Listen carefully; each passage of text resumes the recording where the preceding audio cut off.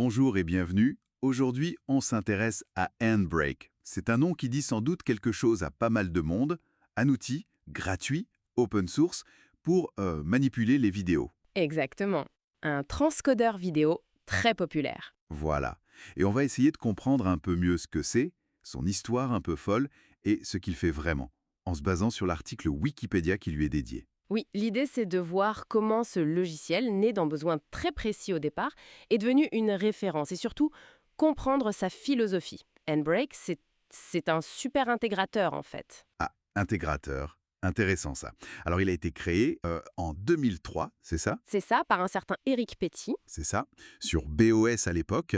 Son but initial, c'était de pouvoir ripper, extraire ses propres DVD pour les mettre sur un disque dur. D'accord. Et cette idée d'intégrateur, tu peux nous en dire plus? Ça veut dire quoi concrètement? En gros, au lieu de vouloir tout refaire de zéro, Handbrake utilise des briques logicielles qui existent déjà et qui sont excellentes dans leur domaine. Comme quoi par exemple? Par exemple, il s'appuie sur FFmpeg pour lire plein de formats différents ou sur les encodeurs X264 et X265 pour la compression vidéo. D'accord. Et Handbrake, lui, il met tout ça ensemble, il orchestre ses outils et il les rend utilisables facilement via une intersalle graphique sur Linux, macOS, Windows. Sans avoir à devenir un expert de la ligne de commande, quoi. C'est malin ça. Offrir le meilleur des mondes, mais simplement. Voilà, c'est un peu ça l'idée. Et j'ai lu que son histoire n'a pas été simple. Il y a eu des péripéties. Ah oui, c'est le mot qu'on puisse dire, hein. Le gros coup dur, c'est en 2006. Éric Petit, le créateur, disparaît des radars. Plus de contact, plus rien. Le projet a failli s'arrêter là. Ah ouais, quand même. Et donc? Et donc, c'est là que la communauté open source entre en jeu. Des développeurs, comme Rodney Esther et Chris Long, voulaient continuer le projet, surtout pour ajouter le support du H264, qui devenait incontournable. Logique. Ne pouvant pas joindre Petit, ils ont créé ce qu'on appelle un fork, une branche dérivée du projet nommée MediaFork. D'accord. Une sorte de plan B? C'est ça. Et, coup de théâtre, en 2007, Éric Petit réapparaît.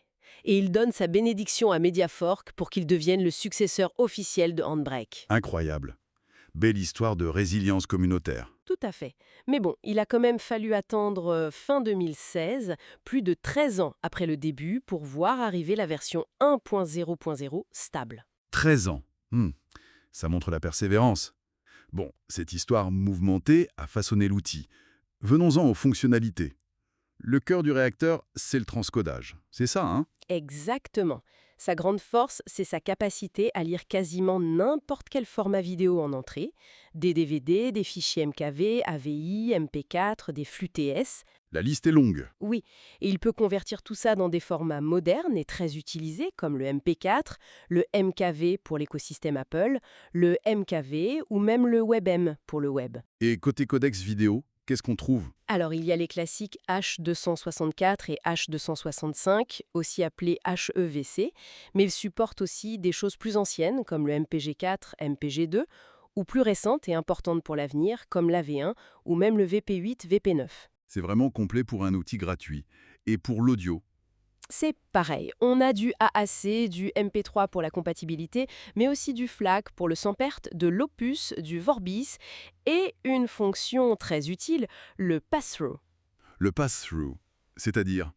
Ça permet de conserver la piste audio originale sans la réencoder. Si on a une bonne piste AC3 ou True HD sur un Blu-ray par exemple, on peut la garder telle qu'elle. Ça préserve la qualité maximale.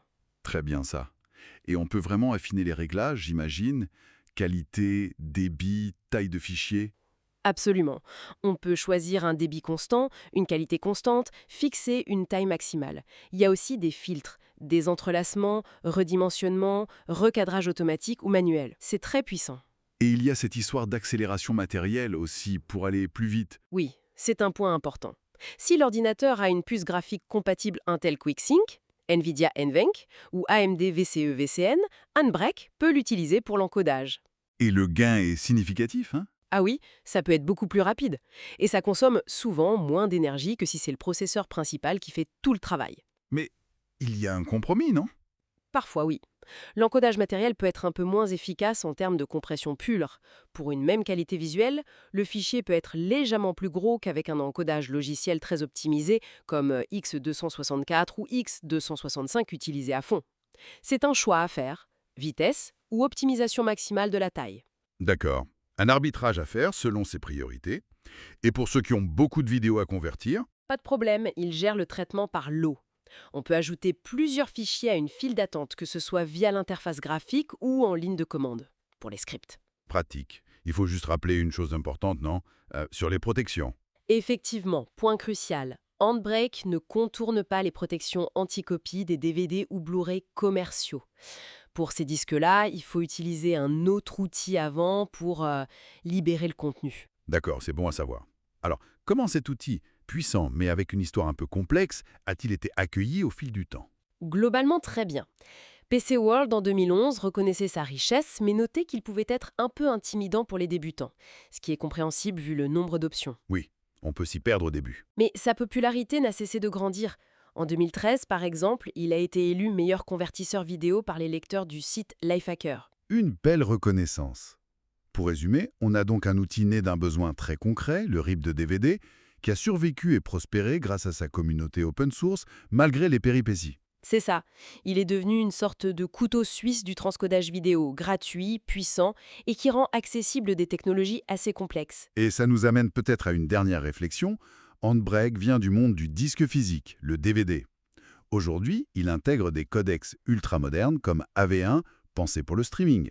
Mhm. Comment cette philosophie open source et cette capacité à agréger des technologies tierces lui permettent de rester pertinent, de s'adapter en permanence face à un paysage médiatique numérique qui change si vite. C'est une excellente question. Ça interroge sur la force de ce modèle collaboratif pour faire évoluer des outils sur le long terme, même quand leur contexte d'origine disparaît. Une belle illustration de l'adaptation continue en quelque sorte.